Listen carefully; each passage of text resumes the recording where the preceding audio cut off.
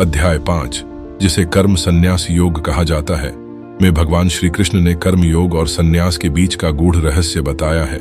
यह अध्याय हमें सिखाता है कि जीवन में सच्ची मुक्ति केवल कर्म त्यागने से नहीं, बल्कि उनमें आत्मा की भावना जोड़ने से मिलती है। श्री कृष्ण अर्जुन को समझाते हैं कि केवल कर्म का त्याग, संन्यास करना ही श्रेष्ठ नहीं है। अगर मन में अशांति है तो कर्म छोड़कर भी सुखी नहीं हुआ जा सकता, लेकिन जब हम अपने कर्मों को ईश्वर को समर्पित करते हैं तो वही कर्म योग बन जाते हैं। जो व्यक्ति न तो कर्म के फल की इच्छा करता है और न ही उसे त्यागता है, वही सच्चा योगी है। यह शिक्षा हमें बताती है कि केवल कर्म से भागना सही नहीं है, बल्कि कर्म में रहकर अपने कर्तव्यों का पालन करना जरूरी है। अर्जुन के प्रश्न पर श्री कृष्ण बताते हैं कि कर्म योग संन्यास से भी श्रेष्ठ है। क्यों? क्योंकि कर्म योगी संसार में रहकर भी बंधनों से मुक्त रहता है।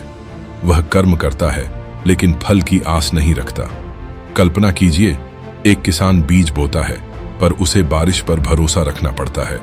अगर वह बारिश के डर से खेती ही न करे तो क्या फसल उगेगी? नहीं। उसी प्रकार जीवन में कर्म करना आवश्यक है। श्री कृष्ण कहते हैं, जो व्यक्ति इंद्रियों को संयमित करता है, मन को वश में रखता है और परमात्मा में ध्यान लगाता है, वह सच्चा योगी है। यह सिखाता है कि भले ही हम परिवार, समाज या कार्य क्षेत्र में हों, अगर मन शांत और स्थिर है तो संसार के बंधन हमें छू भी नहीं सकते। जैसे समुद्र कितना विशाल है, लेकिन उसमें कितनी भी नदियां आकर मिले, वह अपनी शांति नहीं खोता। वैसे ही जो व्यक्ति ईश्वर में स्थित है, वह सुख दुख, लाभ हानि जैसी बातों से प्रभावित नहीं होता। इस अध्याय में मोह और ममता के बंधन से मुक्ति पर जोर दिया गया है। श्री कृष्ण कहते हैं, जो व्यक्ति सभी जीवों को समान दृष्टि से देखता है, चाहे वह मित्र हो, शत्रु हो, संत हो या पापी, वही सच्चा ज्ञानी है। ये बताता है कि जीवन में सच्चा सुख दूसरों के साथ समानता और करुणा में है, न कि स्वार्थ या द्वेष में। श्री कृष्ण ने कर्म की प्रक्रिया को विस्तार से समझाया। वह कहते हैं कि कर्म हमें बांधता नहीं है, बल्कि हमारी इच्छाएं और आसक्तियां हमें बांधती हैं। जो व्यक्ति हर काम को बिना किसी स्वार्थ के करता है, वही सच्चा मुक्त है। यह स्पष्ट करता है कि मुक्ति कोई भौतिक चीज नहीं, बल्कि मानसिक स्थिति है।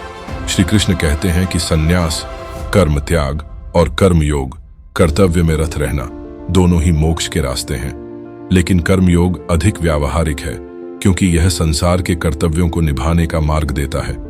कल्पना कीजिए, कोई व्यक्ति संसार छोड़कर जंगल में चला जाता है, लेकिन उसके मन में अब भी भौतिक इच्छाएं हैं। क्या वह वास्तव में मुक्त हो सकता है? नहीं। दूसरी ओर एक गृहस्थ जो हर कर्तव्य को समर्पण भाव से करता है, वास्तव में सन्यासी है।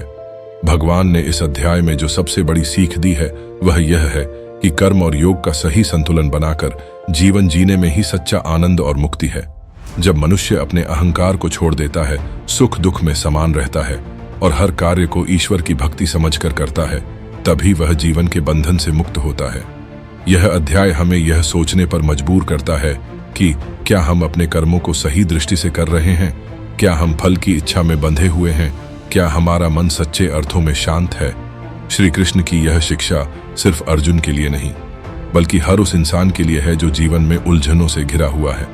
तो अपने कर्म करें, फल की चिंता छोड़ें और जीवन को भक्ति व शांति के साथ जिएं। यही अध्याय 5 का सार है।